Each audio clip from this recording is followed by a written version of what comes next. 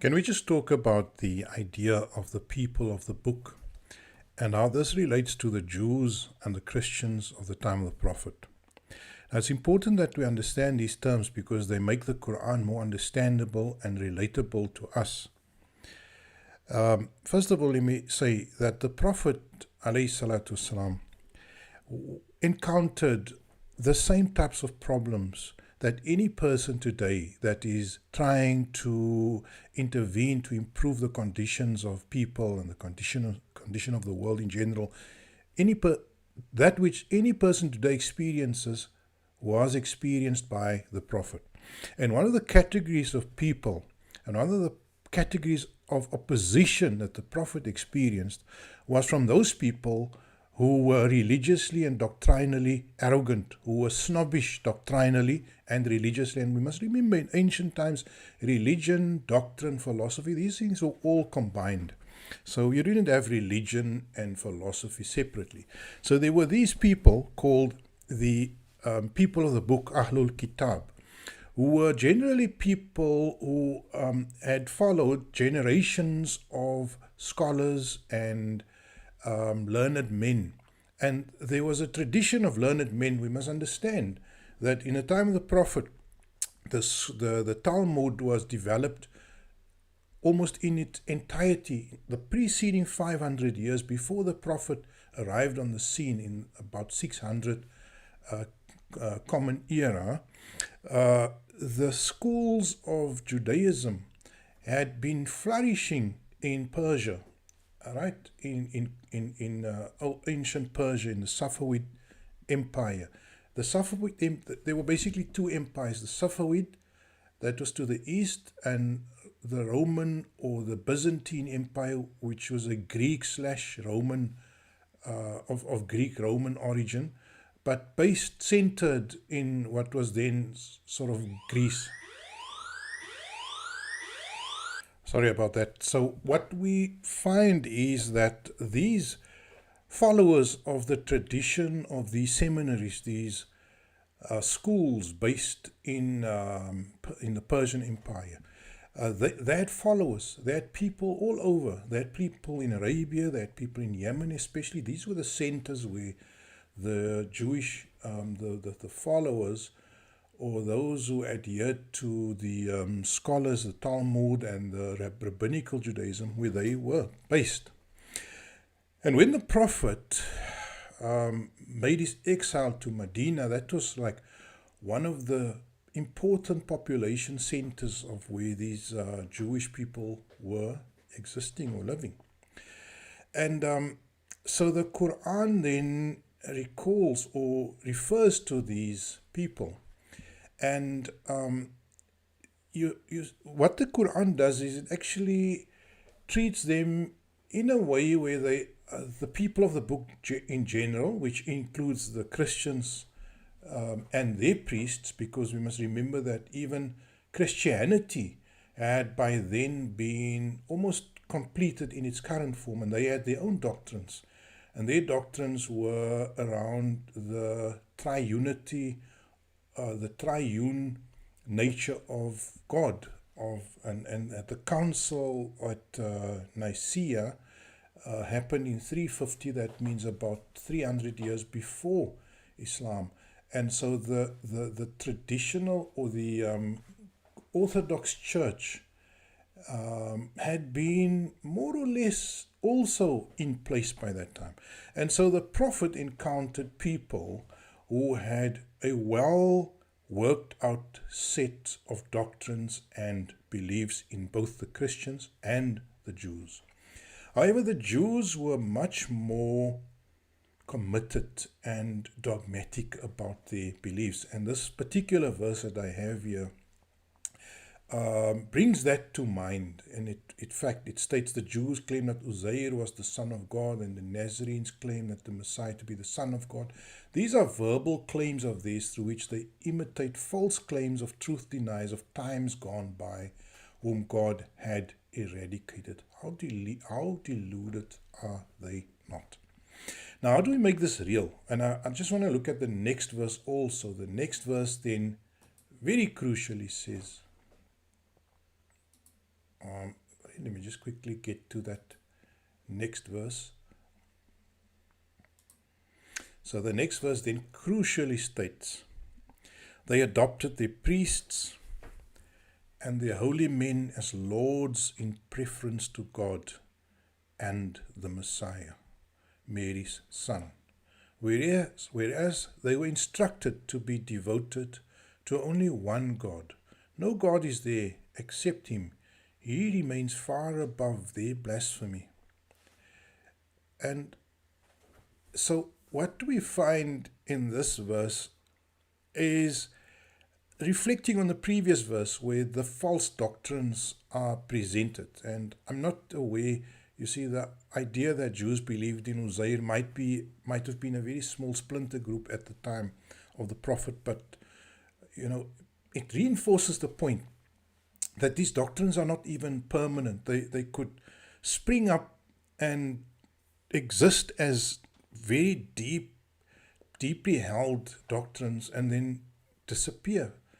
And the idea that Uzair is the son of God could have been one of those doctrines that they were like religiously and feverishly upholding, and it disappeared. Muslims do the same thing.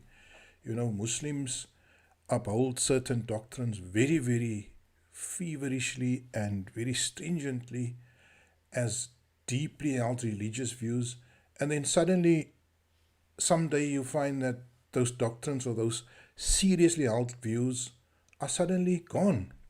And that's a proof that they are invented and maintained by the priests and by the sultans and by those in power. I'll give you an example. I mean, if you want an example of Muslim doctrines that were absolutely with deep devotion defended and upheld and then disappeared, poof, like nothing. I'll give one of the most famous doctrines that Muslims used to uphold was the uncreatedness of the Qur'an, and that the Qur'an is co-eternal with God.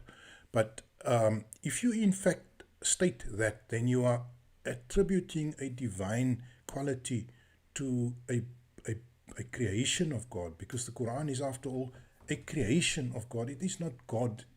And so that's just one example of a core doctrine that was very sacred, and people died and fought for it in the early days of Islam. And it just became unimportant. Nobody's even dealing with that issue. And so doctrines are strong, and the priests maintain those doctrines, and the masses, the ignorant masses, in the obedience and in the dedication and commitment to their priests, with the gift, with a gift of delusion, of deluding the masses, they fall for it, and they become just as crazy about these doctrines, and then they abandon it shortly afterwards. There are many other things, like, for example, dress code, the way people dress. I remember when I was a young man, they wouldn't allow you in the mosque without a religious cap on your head. And that was very, very important at that point in time, or even around the idea of marriage. There were certain rituals to do with marriage, and, after the first night of the new husband and wife living together, certain rituals that were done the next morning that were quite unsavory, inspecting the bed of the newlywed couple to ensure that the wife was in fact a virgin. These are all false doctrines that had crazy adherence and then just poofed, vanished, and became unimportant. And so today also we sit with a bunch of these doctrines that are very strongly upheld, and in 5 years' time these doctrines will just be gone. So the idea here that the Qur'an is speaking about these priests and holy men that are gods, the Qur'an is referring to that attitude of these men, these holy men, these men in positions of power, instilling such reverence and such importance to the ideas that they come up, that they invent, and that Muslims then, or the people of the book then, and by extension Muslims of today, they then look at the words of these people of the book, and often you will hear the Salafis, the modern day people of the book, will refer to the views of the pious predecessors. And then it's not the Qur'an that they're referring to. They're referring to the books of Ibn Taymiyyah. They're referring to the words of hadith experts, Hajar Asqalani and whoever else. And they will regard the words of these guys on a par with what you and I will read in the Quran. And that is really that religious arrogance that set in. And the Prophet dealt with that exact same attitude. People beholden, people absolutely enslaved by the priests to these doctrines. And today we are facing the very, very same problem.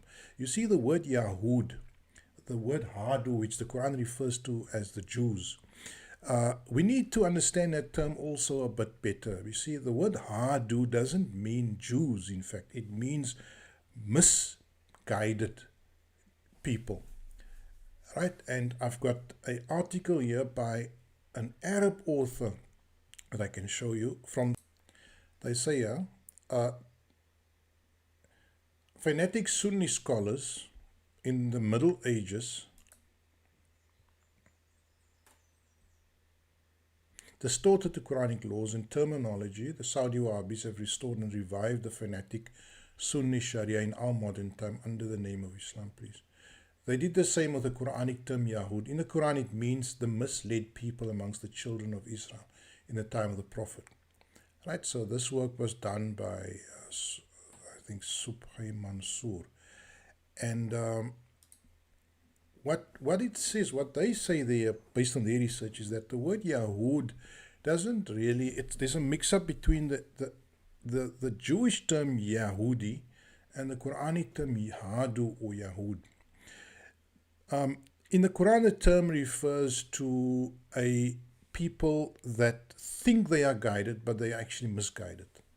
Alladhina hadu. So they think they're guided, but they're actually not guided. They are in a position of being deluded, or they are misunderstanding the true state of affairs. And that is exactly, I think, the image that we get if we read the verses of the Quran pertaining to the people of the book, Yahood, those who are hadu, are misguided, or who follow misguidance. They are in fact a problem because they not only are they misguided, they are also snobbish, arrogant, elitist in their position of misguidedness. And here the Quran is speaking to you and me. You see, the first thing you must do when you are a true seeker of truth is you must humble yourself. You must remove all authority. Your imam, your maulana, your ayatollah, your sheikh, you must first park all authority. Everything that gives you a sense of reverence and respect and elevation, you must park them. And look at God, look at Allah.